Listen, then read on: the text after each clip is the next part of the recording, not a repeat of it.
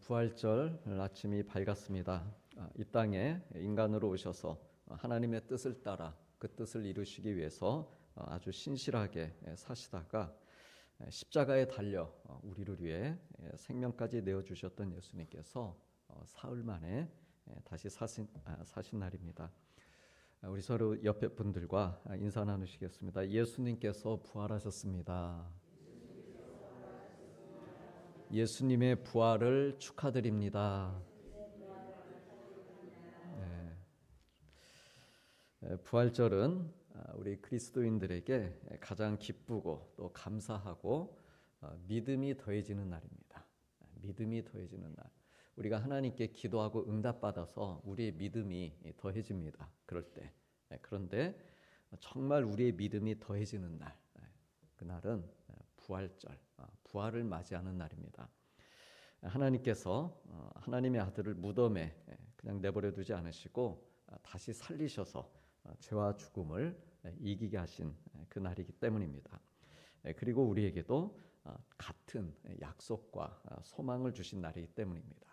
그래서 내게 주신 약속, 생명의 약속, 부활의 은혜, 능력, 그것을 우리가 맞이하는 날이기 때문에 우리의 믿음이 한층 더 이제 깊어지는 것이죠.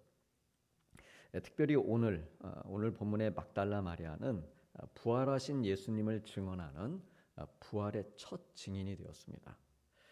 그녀는 어떻게 부활의 첫 증인이 될 수 있었고 또 우리는 어떻게 부활의 증인으로 살아갈 수 있을까요?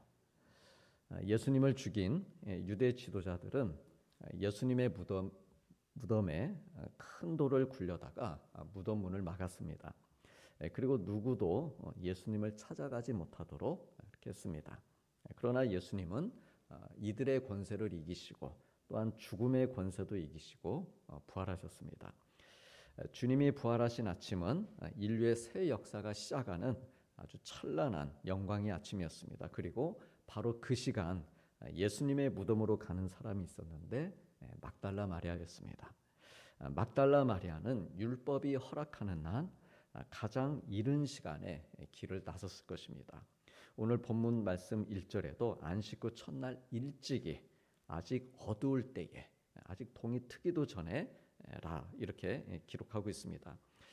막달라 마리아는 과거 7 귀신이 들렸던 사람입니다. 그랬던 마리아가 예수님을 만나서 나음을 입고 구원을 받고 성경에 기록된 아름다운 사람이 되었습니다. 그녀는 예수님께서 고난을 받으시기 전에 귀한 나드 향유가 담긴 옥합을 깨뜨려서 우리 주님의 머리에 부어드렸습니다. 또 예수님이 십자가에 달려 돌아가실 때 현장에서 지켜봤고 제자들이 다 뿔뿔이 흩어지는데도 현장에서 그녀는 지켜봤고 장례를 지낼 때도 그 현장에 있었습니다. 그리고 안식일이 끝나자마자 첫 새벽에 이렇게 가장 먼저 또 예수님의 무덤을 찾은 것입니다. 마리아는 예수님께서 십자가에 돌아가신 것도 슬픈 일이었지만 그날 저녁부터 곧바로 안식일이 시작되었기 때문에 예수님의 장례식에 제대로 참여하지 못한 것, 그게 못내 마음에 걸렸습니다. 예수님 생각에 너무 슬퍼서 밤새 잠을 이루지도 못했던 것 같습니다. 그래 안식일이 끝나자마자 향품을 들고 곧장 무덤으로 달려갔습니다. 우리 성도님들 가운데서도 밤새 한숨 못 주무시고 오신 분도 계시죠? 내일이 부활절인데 내가 새벽에 가서 꼭 부활절 새벽 예배를 드려야 되는데 뜬 눈으로 밤을 지새우다가 이렇게 나오셔가지고 근데 초롱초롱하시게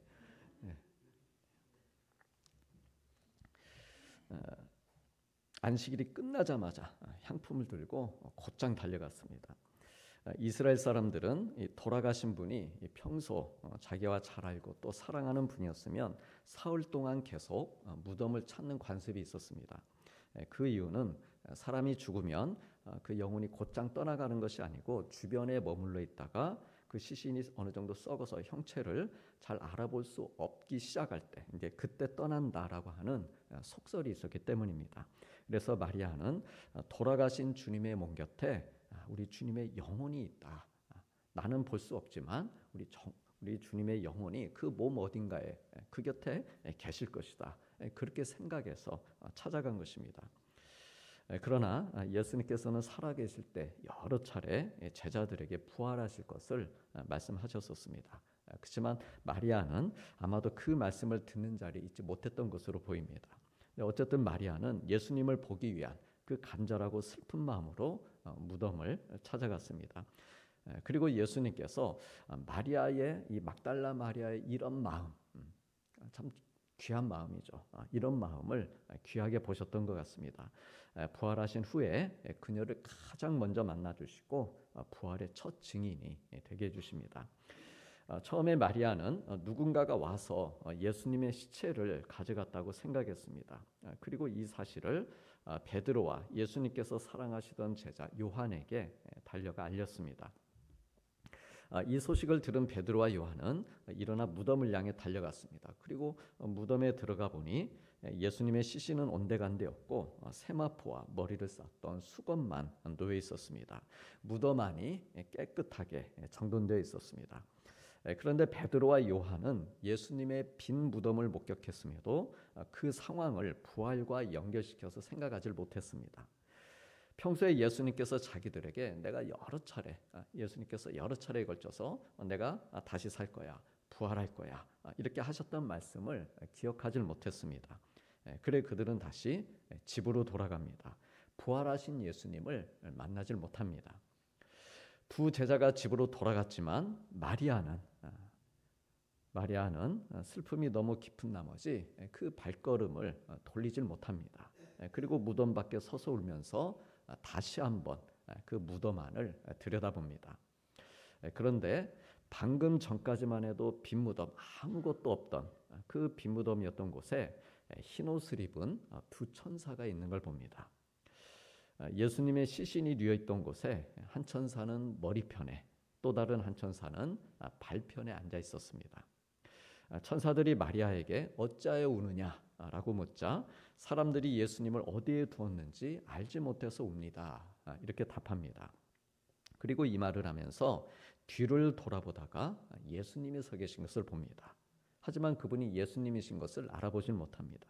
그러자 이번에는 예수님께서 마리아에게 여자여 어찌하여 울며 누구를 찾느냐 이렇게 물어보십니다. 그러나 여전히 마리아는 주님이신 줄을 알아보지 못합니다. 동산을 지키는 사람인 줄로 생각하고 만일 당신이 예수님의 시신을 옮겨놨으면 어디에 두었는지 지금 향품을 가져왔는데 내가 좀 처리를 해야겠다. 발라드려야 되겠다. 그렇게 말을 합니다. 이에 예수님께서 마리아야라고 그녀의 이름을 불러주십니다. 마리아야. 어떻게 부르셨을까요? 이름을 어떤 마음으로 불러주셨을까요? 우리 성도님들, 예수님께서 부활하신 예수님께서 이 시간에 오셔서 사실 예배에 집중하느라고 생각도 못하고 있는데 내 이름을 불러주시는 거예요. 마음 가운데. 한번 불러봐 주시죠. 우리 성도님들의 이름을. 하나, 둘, 셋. 다 속으로만 부르고 계시네. 마리아야, 성훈아.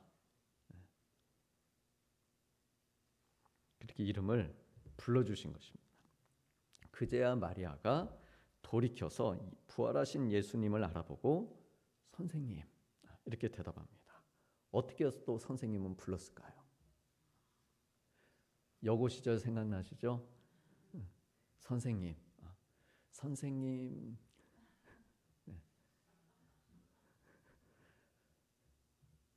제가 준비하면서 어젯밤에 여러 가지로 불러봤습니다. 어떻게 불렀을까? 그래서 선생님 어떻게 불렀을까? 근데 돌이켜 보다가 예수님을 본 겁니다. 그러니까 그냥 선생님 이렇게 부른 게 아니고 깜짝 놀라서 부른 것 같아요. 제 생각에는 깜짝 놀라서. 깜짝 놀라면서도 반갑게. 대개들 가셔서 한번 해보십시오. 거울 보시고 깜짝 놀랐고 반갑게 그거 잘하시면 탤런트 되시는 겁니다. 이제. 같은 예수님의 목소리였지만 처음에 말씀하신 음성에는 예수님이신 줄을 알지 못했습니다. 어찌하여 울며 누구를 찾느냐 주님의 음성이었지만 마리아는 알아채질 못했습니다. 자기의 이름을 부르시는 두 번째 음성을 듣고 예수님이신 걸 알았다는 것이죠. 이게 중요합니다. 다른 소리는 잘 못 들었습니다. 근데 이름을 부르시는 그 음성은 기억해냈다는 것이죠. 평소 주님이 자기 이름을 부르실 때 듣던 그 음성이었습니다. 따뜻하고 인격적이고 사랑이 가득한 음성이었습니다. 창기로 살면서 무시당하고 죄인으로 살던 여인이었습니다. 그런 자기를 무시하지 않고 따뜻하게 대해준 유일한 사람, 예수님이셨습니다. 자기가 진심으로 존경하고 따르고 싶은 선생님, 라보니였습니다. 이름을 불러주시는 음성만큼은 잊을 수 없는 목소리였습니다. 평생 괴로움과 슬픔과 죄책감에 빠져 살던 자기를 회복시켜 주시고 그 음성으로, 그 목소리로 네가 나음을 입었다. 회복시켜 주시고 삶에 대한 의미와 활기를 찾게 해주신 그 목소리, 평소에 듣던 그대로의 주님의 음성이었습니다. 성 어거스틴은 하나님께서 우리를 부르실 때는 나 하나만을 사랑하는 자인 것처럼 부르신다라고 했습니다. 이 자리에 있는 우리 모두의 이름을 부르신다 해도 그게 막 섞여서 들리는 그 목소리가 아니고 나 하나만 불러주시는 그 목소리, 그 음성이시라고 하는 것이죠. 전 세계 인구가 수십억 명이고 그래서 하나님께 나 하나쯤이 뭐 그리 대단하고 중요할까라고 생각할 수도 있지만 그러나 하나님께서는 나 하나만을 사랑하시는 것처럼 그렇게 나의 이름을 불러주십니다. 사무엘아, 모세야, 아담아라고 하셨듯이 바요나 시모나라고 하셨듯이 우리의 이름을 개인적이고 인격적이고 따뜻하게 불러주십니다. 이름을 불러주시면서 나의 슬픔과 눈물을 먹게 해주시고 근심도 절망도 물러가게 하시는 음성입니다. 우리 사랑하는 성도님들, 오늘 이 부활절 아침에 우리가 드려야 될 주님의 음성, 주님의 말씀은 다른 말씀이 아닙니다. 염려하고 낙심하고 슬퍼하고 있는 나에게 오셔서 아무개야라고 이렇게 따뜻하게 내 이름을 불러주시는 주님의 음성이 우리가 모두 드려야 될 이 아침 부활절 아침 주님이 나에게 주시는 메시지입니다. 그 어떤 하나님의 말씀도 귀하지만 이 시간 우리가 부활의 아침을 맞이하면서 내가 하나님께 드려야 될 메시지, 그 내가 주님과의 관계에서 내가 주님을 다시금 알아가고 그 관계를 회복할 수 있는 나의 이름을 불러주시는 그 음성이라는 것이죠. 베드로도 돌아갔고 요한도 가버렸습니다. 그들의 마음은 여전히 슬프고 두려운 상태입니다. 똑같이 부활절 아침을 맞이하고 빈 무덤을 보았지만 오늘 말씀에 나오는 세 사람의 마음은 같지 않았습니다. 둘은 여전히 고통 가운데 있었고 막달라 마리아는 이제 막 큰 기쁨을 얻기 시작했습니다.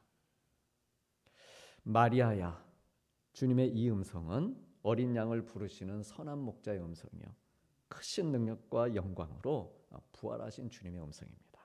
사망 권세를 깨뜨리고 승리하신 살아계신 주님의 음성이고 슬픈 눈물을 닦아주시고 위로해 주시는 자비로우신 주님의 음성입니다.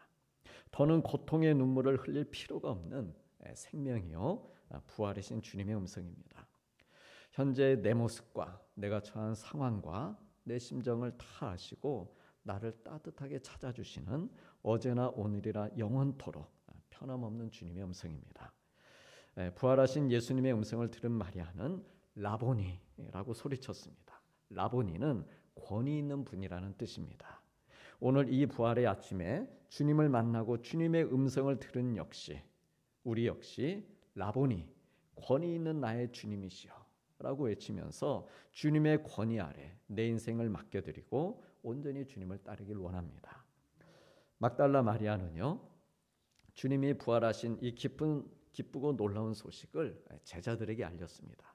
18절 마지막 절에 막달라 마리아가 가서 제자들에게 내가 주를 보았다 하고 또 주께서 자기에게 이렇게 말씀하셨다라고 전했습니다. 우리 사랑하는 성도님들, 부활하신 주님을 만난 사람은 그 소식을 전하게 되어 있습니다. 그 마음속에 벅찬 감동과 기쁨을 이 마음에 주체하지 못하는 것이죠. 어찌할 수가 없습니다.